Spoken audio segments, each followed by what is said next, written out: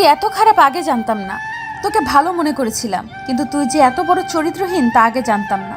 তুই বন্ধু নামে কলঙ্ক। তুই এইরকম জানলে কোনোদিনও তোর সাথে বন্ধুত্ব করতাম না। আসলে এটা তোর দোষ না, এটা তোর বাবা মায়ের দোষ। তোকে সঠিক শিক্ষা দিতে পারে নাই। আচ্ছা, এত ভালো মানুষের ঘরে তোর মতো চরিত্রহীনের জন্ম কিভাবে হলো সেটাই বুঝি না। এখন তো তোর জন্ম নিয়েও আমার সন্দেহ হচ্ছে। আর একটাও বাজে কথা বলবি না। যা বলার আমাকে বল। আমার বাবা মাকে নিয়ে একটা কথাও বলবি না। যা সত্যি তাই বলছি। চোরের আবার বড় গলা। তোর সাথে বন্ধুত্ব করা আমার জীবনের সবচেয়ে বড় ভুল। আর কোনোদিনও আমার সামনে আসবি না। যদি কোনোদিনও তোর এই নোংরা চেহারা আমাকে দেখাইস, তাহলে আমি নিজে আত্মহত্যা করব। থাক, আর তোকে আত্মহত্যা করতে হবে না। আর কখনো তোর সামনে আসবো না। এরপর আর চাইলেও আমার মুখ দেখতে পাবি না। আচ্ছা, সত্যি কি আমাকে না দেখে থাকতে পারবি? পারবো না কেন? তুই আমার কে রে? তোর এই নোংরা চেহারা দেখলে আমার বমি পায়। যত তাড়াতাড়ি পারিস তোর এই নোংরা চেহারাটা আমাকে দেখানো বন্ধ করিস। তোর এই পাপ চেহারাটা না দেখলেই বাঁচি। আচ্ছা, সরি রে, এতদিন তোকে ডিস্টার্ব করার জন্য। পারলে আমাকে ক্ষমা করিস আর ভালো থাকিস। তোর এই নোংরা চেহারাটা না দেখালেই ভালো থাকবো। আচ্ছা, তোর কথাই রাখবো। এই বলে সাকিবের বাসা থেকে বেরিয়ে আসলাম। রাস্তায় হাঁটতেছি আর দু চোখের অশ্রু বিসর্জন দিচ্ছি। এভাবে হাঁটতে হাঁটতে বাসায় চলে আসলাম। বাসায় এসে দেখি বাবা দরজায় দাঁড়িয়ে আছে। আমাকে দেখে আমার কাছে আসলো আর বলল, কোথায় ছিলে এতক্ষণ? আমি চুপ করে আছি। এতক্ষণ কই ছিলি? রাস্তা ছেলেদের মতো এত রাত বাহিরে কি করিস? আমার মান সম্মানের তো 12টা বাজিয়ে দিছিস। তোর বন্ধুরা বুয়েটে চান্স পাইছে আর তুই মেয়েদের সাথে ইটপ্রিজিং করে দিন কাটাচ্ছিস। তোকে ছেলে বলতে আমার লজ্জা করে।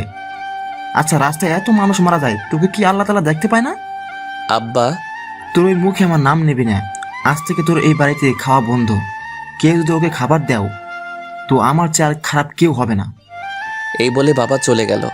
আর আম্মা দূরে দাঁড়িয়ে কাঁদছে। কিছুক্ষণ দাঁড়িয়ে থেকে রুমে চলে আসলাম। কিছুক্ষণ পর সিমি আপু রুমে এসে খাবার দিয়ে গেল। দেখলাম ওর চোখেও পানি। খাবার দিয়ে চলে গেল। খাবার আর গলা দিয়ে নামলো না। সকালে যেতে হবে নতুন গন্তব্যে। এতক্ষণ কি হলো কিছুই বুঝলেন না তো? আসুন আপনাদের বুঝিয়ে দেই। তার আগে পরিচয়টা দিয়ে দেই। আমি সালাফি, বাবা মায়ের তৃতীয় ও সবচেয়ে ছোট ছেলে। বাবা মা আর বোনদের চোখের মণি। বড় বোনের নাম তুলি, মেজ বোনের নাম সিমি। বড় বোনের বিয়ের সম্বন্ধ চলতেছে।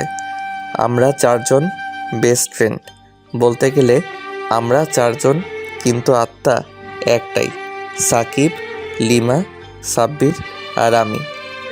এখন গল্পে আসা যাক। কলেজ জীবন আমাদের ভালোই চলছিল। লিমা আমার অনেক কেয়ার করত। বলতে গেলে ওর সব কথা আমার সাথে বেশি শেয়ার করত। প্রথমে বন্ধুত্ব থাকলেও আস্তে আস্তে আমার জীবনে লিমা অনেকটা জায়গা দখল করে নেয়। কিন্তু জানতাম না এটাই আমার জীবনে সবচেয়ে ভয়ঙ্কর আধার ডেকে আনতে চলেছে। একদিন কলেজ থেকে বাসায় যাচ্ছিলাম। হঠাৎ দেখি একটা মেয়ে আনমনে হাঁটছে। পিছনে একটা গাড়ি আসতেছে, কিন্তু সেদিকে তার কোনো খেয়াল নাই। রিক্সা থেকে নেমে দৌড়ে মেয়েটার কাছে গিয়ে মেয়েটাকে ধাক্কা দিয়ে সরিয়ে দিলাম। এতে মেয়েটা ছিটকে গিয়ে রাস্তার পাশের পোলের সাথে বাড়ি খেয়ে অজ্ঞান হয়ে পড়ে গেল। মেয়েটার জামার কিছুটা অংশ ছিঁড়ে গেছে আর মাথা দিয়ে রক্ত পড়ছে। দৌড়ে মেয়েটার কাছে গিয়ে মাথাটা কোলে নিয়ে পাশের মানুষদের সাহায্য চাইলাম, কিন্তু সবাই ভিডিও করা নিয়ে ব্যস্ত। তাই মেয়েটাকে কোলে নিয়ে ছুটতে লাগলাম। পাশ দিয়ে যাচ্ছিল লিমা, সেদিকে আমার কোনো খেয়াল নাই। হাসপাতালে নিয়ে মেয়েটাকে ভর্তি করে মেয়েটার ফোন থেকে ওর বাসায় ফোন দিলাম। মেয়েটার আত্মীয় স্বজন আসলে আমি বাসায় চলে আসলাম। বাসায় আসতেই সন্ধ্যা হয়ে গেল। বাসায় আসতে দেখি আব্বা দরজায় দাঁড়িয়ে আছে। আমাকে আসতে দেখে কিছু না বলে আমার গালে সজোরে 2টা থাপ্পড় মারল। এরপর যা বলল তা শুনে নিজের কানকেই বিশ্বাস করতে পারছিলাম না। বাসার গেটে আব্বা দাঁড় করিয়ে জিজ্ঞেস করলো, কোথায় গিয়েছিলিস? কলেজে আব্বা। মিথ্যা বলতে তোর লজ্জা করে না?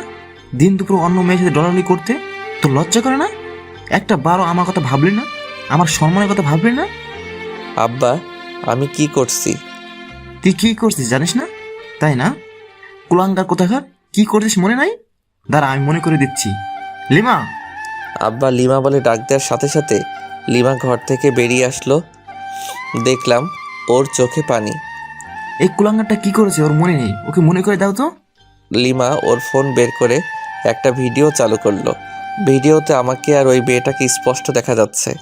আমি মেয়েটাকে কোলে নিয়ে দৌড়াচ্ছি। মনে পড়েছে এবার কি অপরাধ করছিস? তোর মতো কুলাঙ্গার মুখটা দেখতেও ঘৃণা লাগছে। আব্বা আমার কথাটাকে শুনো প্লিজ। কি শুনবো তোর কথা? অপরাধ করেও তুই মুখে মুখে কথা বলছিস? আচ্ছা, তুই কি সত্যি আমার সন্তান? এই কথা শুনে মা কাঁদতে লাগলো। মায়ের কান্না দেখে আমারও চোখের পানি চলে আসছে। আজ আমার জন্য মায়ের সতীত্বের প্রশ্ন উঠেছে, আর একজন নারীর কাছে তার সতীত্বের দাম সবচেয়ে বেশি।